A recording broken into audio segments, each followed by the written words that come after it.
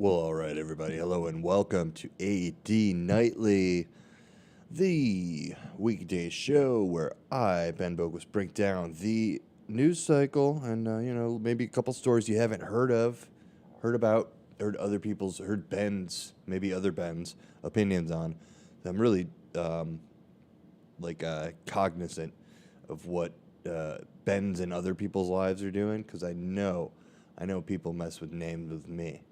So, I just think about my friends and the Bens that they run into. And maybe, hopefully, those Bens are acting nicely and accordingly.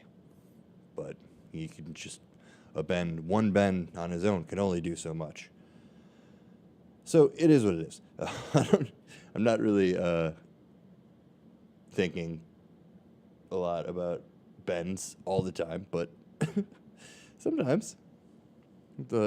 If you go to the benologicalsociety.org, you can see my page. And I've got some cool photos up there. You can book me for your parties or whatever you want, If obviously what I do is podcasting. So if you need podcast service, hit me up. I've got a whole company behind me. So we at River Media can make your podcasting dreams a reality. Just tell us what you want to do. We'll do our best to make your goals come true. And your success is our success. And, our success is yours. Pretty much. So, thanks for being with us. Tonight on AD Nightly, though, this is just a Ben Boquist show. I am on the River Media Network podcast network, though. So, for what that's worth. Cool stuff. Let's see. We've got a bad story. Let's see. Kind of rough one, too, and then just a dumb one. Oh, man. So I guess let's start with the dumb one. You heard this a lot with this administration. They get hung up on, just the wrong things. If there's anything to do with LGBTQ plus people, it's like flagged basically through AI in their administration to either change or, just kind of sweep under the rug. And this one, it's so non-consequential besides, I don't know, like literally stripping rights away from citizens, and not literally, but just in the comfort factor, a lot of this, it hasn't been, illegal to feel the way that you have, and it won't be.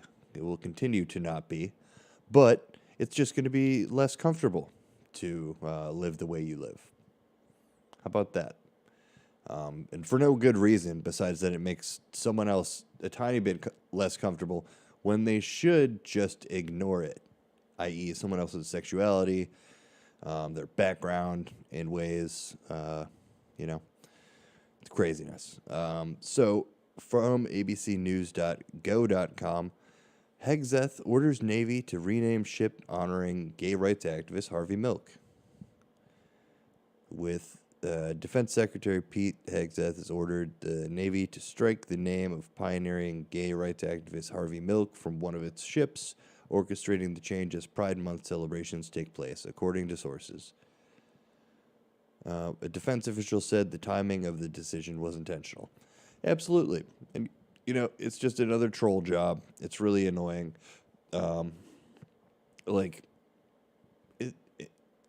You just can't let it annoy you, I guess, is the thing. Did it really help the community that a Navy ship was named the Harvey Milk? I don't think so. There was that good movie, great movie, why not, with Sean Penn. So go check that out. Can't stop you from watching that till they can. But, man, just right on the money with the intentionality of it. It's like this is what they're thinking of. From my perspective, someone who just lets things roll like this roll off his back, because I can't deal. I mean, I could deal with a hater, but I won't. I won't deal with a hater. You they hate us because they ain't us. Happy Pride Week. And yeah, you just can't. You got to let it roll off your back. It wasn't helping. It may have in so much as made LGBTQ service people a little more comfortable, which that's really what they're doing. It's like reverse HR. It's really stupid.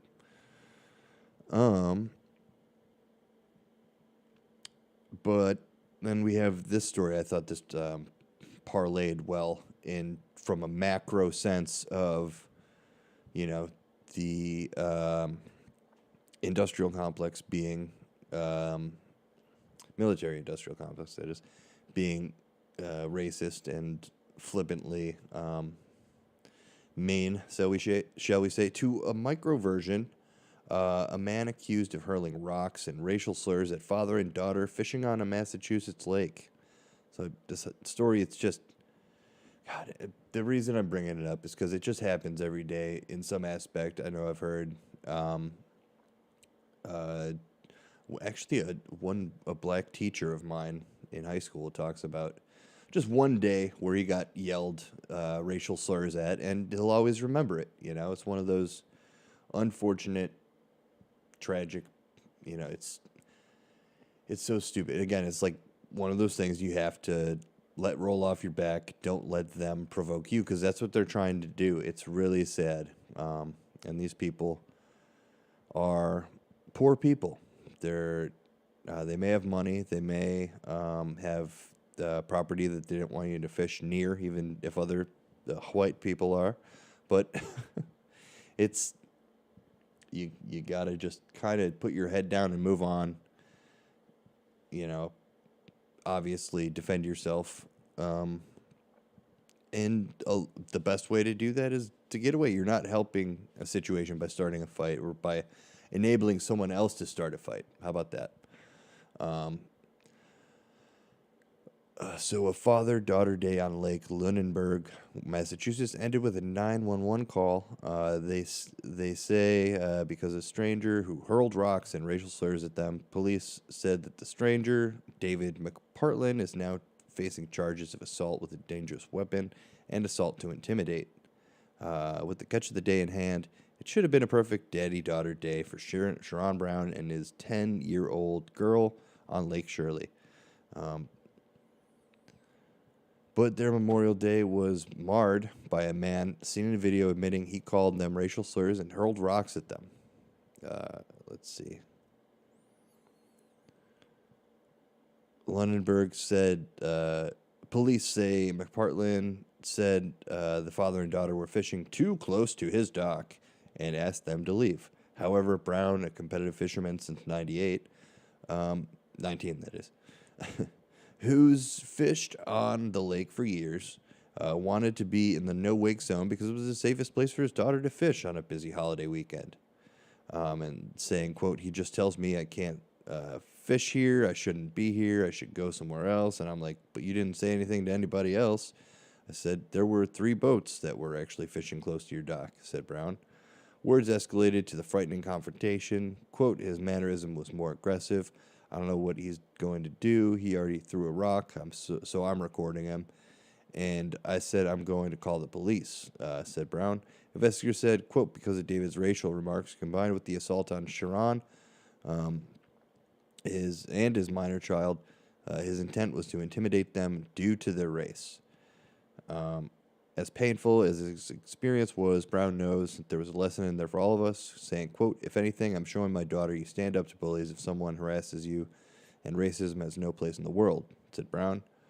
So McPartlin has been summoned to Fitchburg District Court and is expected to be arraigned by June 16th. Oh, man. And this is exactly what I'm talking about. One of the traumatic experiences,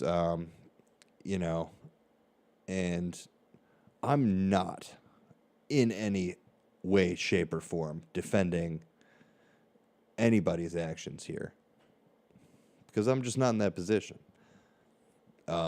Dude said 3 other boats had been there, and then this is the one that he has a problem with. And, let's just say, benefit of the doubt, it didn't start as a racial thing. It was just like, hey, that's too many boats, so I'm going to go and tell this one, hey, no more, and any other one that comes, no more. But if that's true, then why did it devolve into the racial situation? Because, that's probably the trigger for this guy to go out there and pick on this poor father and daughter who are just enjoying their day off, their Memorial Day weekend, as every American should. As he said, it is important to stand up to bullies and at least, not just,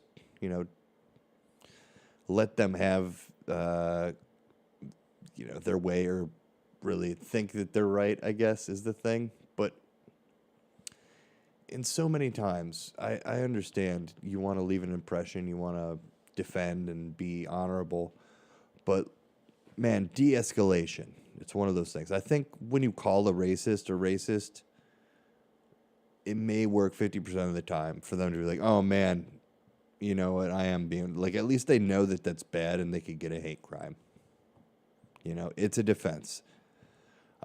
It's not, it's not foolproof. It's not going to work on everybody, but just a little tip for you. Just say, hey, why are you being completely racist right now? Do you know this constitutes a hate crime? Do you know that? Because then maybe people think twice about it and treat you a little bit differently as you, I guess, have to find somewhere else on a giant lake in the no-wake zone. So, I thought those boat stories curtailed a little bit. Props to the dad for standing up, and hopefully, everything's all right. Hopefully there's someone comes along to make it, better.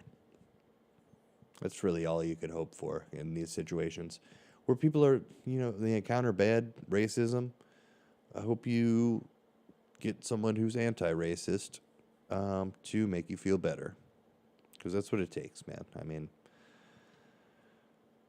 It's just unfortunate that there's so many good experiences, and not that you don't remember those, but the bad ones stick out. Yeah, props to that family for, just having gone through it. Speaking of families going through things, USDA says demand for sensitive food stamp data from states is on hold.